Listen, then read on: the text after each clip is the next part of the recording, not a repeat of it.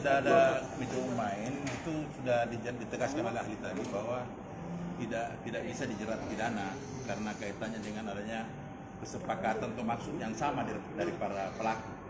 Jadi pelaku itu sejak awal harus tahu perannya dan tujuannya apa.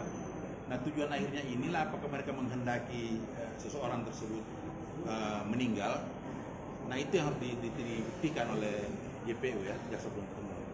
Nah dalam proses yang terjadi persidangan dan fakta-fakta yang ada kan tidak terlihat bahwa adanya meeting of mind di antara para terdakwa ini. Di antara mereka sendiri tidak saling tahu menahu apa akan ada kejadian seperti apa di Duren 3 itu ya, kaitannya dengan pokok perkara.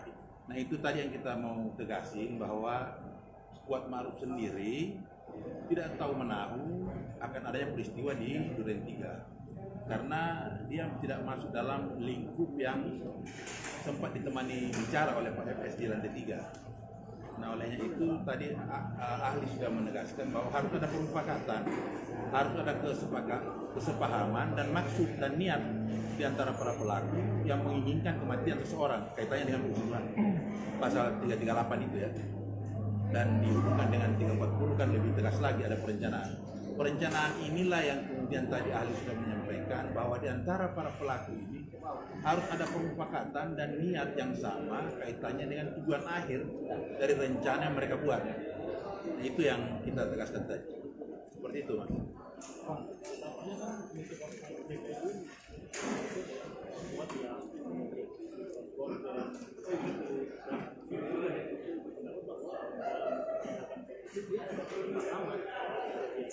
Nah, itulah. Dari kemarin juga disampaikan bahwa kalau orang berada pada tempat di mana dia hanya kebetulan berada di situ, itu kan tidak bisa dimasukkan kategori orang yang turut serta merencanakan, termasuk menutup pintu. Itu kan mereka tujuannya apa dulu? Ahli dia sudah menjelaskan tadi tujuannya apa dulu dia menutup pintu. Kalau hanya untuk rutinitas dia menutup pintu karena sudah malam, sudah sore, itu kan tidak bisa dijadikan bagian dari rencana yang didakwakan jaksa bahwa itu rencana kaitannya dengan rencana pembunuhan. Nah sehingga apa dia punya keinginan, apa dia punya sikap batin pada saat dia tutup pintu itu tujuannya apa?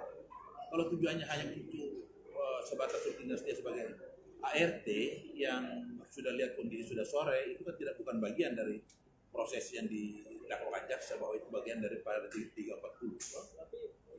Tapi kan bukan ART yang biasa psikodir ya. Jadi pada saat itu kan Kodir tidak ada tempat sehingga dia menjalankan tugas itu. Dan itu tidak ada pembatasan yang tegas kaitannya dengan siapa yang punya fungsi menutup pintu, siapa yang fungsi menyetir aja kerjanya. Batasan-batasan itu kan tidak ada dalam lingkup ada ajudan dan supir serta asisten rumah tangga. Nah itu saya kira tidak ada pembatasan yang tegas sehingga dia juga tidak ada juga larang menutup pintu jendela pada saat itu. Nah ini yang dikait-kaitkan oleh jaksa penuntut umum seolah-olah Kuat Ma'ruf ini bagian dari perencanaan.